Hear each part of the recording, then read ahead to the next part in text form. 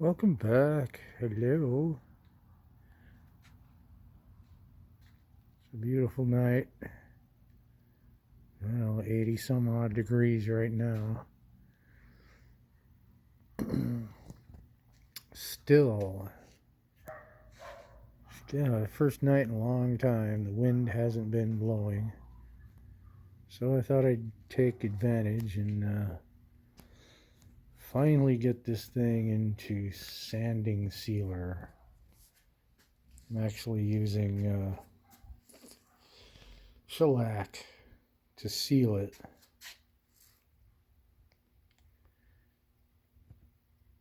Doing the back cover at the same time. So that'll give you a real good idea of what the color is going to look like.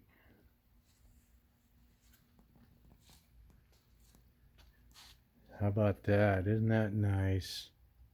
Little jerk. So I'll pick him out of there once it gets a little more cured. So I'll sand this sanding sealer flat, and then I will go on, well, probably work on the front of the guitar before I sand this smooth back here. Get the front of the guitar ready for the clear coat, polish it up so it's pretty nice, maybe down to 1000 grit, something for the poly to hang on to. As I was saying, something for the poly to hold on to.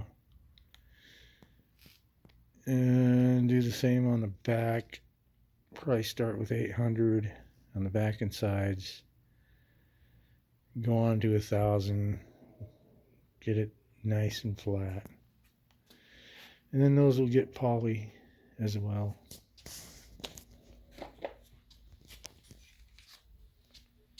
Neck, I'm just kind of hanging on to. I showed you since I used some, whatever you call that crap, steel wool. And I don't know, we're about ready with this to glue it into the guitar. As soon as I get the sealer smooth and the front of the guitar polished up a little bit, we'll glue the neck in. Then I'll tape all of that off real good and then put poly all over the body. I still have to sand the headstock, the face of the headstock smooth, or flat, I should say. And I'm suspecting I might have to put a few more coats of lacquer on the face of the headstock. Might actually get it to be flat where I painted the logo on. We'll see. But, that's a milestone. You can see how much I have to sand out of there,